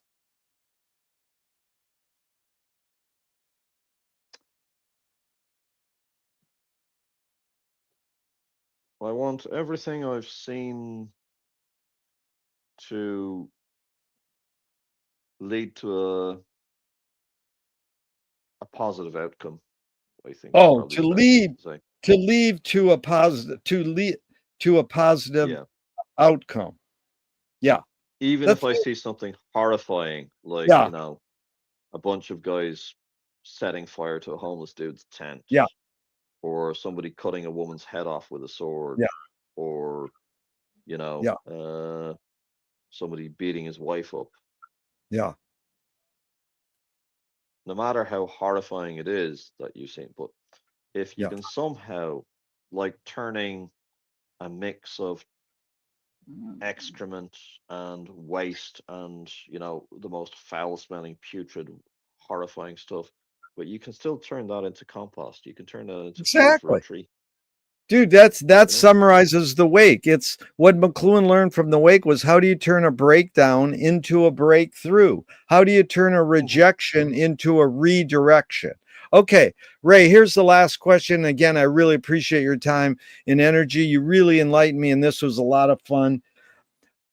What would you ask James Joyce if you could ask him one question right now and he could answer it? What's the question you'd ask him? Just off the top of your head. Don't think too hard. well, I'm very tempted to say, could you give me a share of the royalties, but because the famous photo of Joyce sort of looking quizzically at the camera, wearing a soft cap with his Yeah. hands in his pockets, and the person who took the photo asked him many years later, "What were you thinking when you were gazing at the camera?" And Joyce apparently answered, "I was wondering if you could lend me 5 bob." You know, Okay, I want to tell you. but Yeah, if that's I if I beautiful. could, but if I Yeah. could ask him a genuine question, Yeah. you know, it probably would be on the lines of, can you explain, uh, is Finnegan's Wake uh, a dream, or is it an actual story that's just told in a language that we haven't figured out? Yeah. Like, I've noticed some of the members of the Sweeney's community get very sort of worked up in the question of, has HCE got an incestuous relationship with Issy Yeah. kind of thing, because they're worried about, does this have implications for Joyce's relationship with Lucia? I'm like, Yeah. "Mm, He just watched in fact, he watched her I think it dance was. around the living room. I mean, that's the movie I'm trying to get you to see. It's free on YouTube. It's only 8 minutes of Mm, Lucia dancing around the living room, doing like Martha Graham meets the Grateful Dead freeform dancing. And he wrote it all down. He turned. They say the cliche, Ray, goes, if you can't say it, sing it, and if you can't sing it, dance it. And that's what Joyce mm, did. He just danced language. Okay, I wanted to tell you what Marcin, he's an architect in Toronto. What would you ask Joyce? He said, I would walk along a river with Joyce and ask him, what do you hear? Isn't that is mm, really an amazing question? Like, what would your ears, James Joyce, hear when you're walking alongside a river? mm. Or even you could take him into you know, a mental hospital Yeah. and get him to sort of listen to the people there, Well, that's and then, you know, my friend was tuning a would. piano in a mental hospital. You know, he was a piano tuner and he's sitting there and two of the patients are sitting next to the piano. So he just strikes up a conversation. He goes, so what do you guys do all day? And they go, act like we're crazy. Mm. Okay, Ray, this is Well, really, that takes us yeah, back to the docks of Galway in 1998. yeah. It's also a great McLuhan line. You can't prove you're sane unless you have discharge papers from a mental hospital. But it's really been a Yep. pleasure, Ray. Thank you so much for your time and energy. I look forward to Igualmente, part two. We'll plan it 4 or 5 hopefully. months down the road, and I look forward to seeing you every Tuesday. You're really a big part of the Sweeney's weight group, and I appreciate it. Thank you very much for the kind words. Take care. We'll see you soon. Thank you. Do I need I to hope that do anything, or are you just going to sort of press a button to yeah, end the I'm meeting, or? I'm going to hit the end broadcast button, but I hope this never ends and we can keep talking for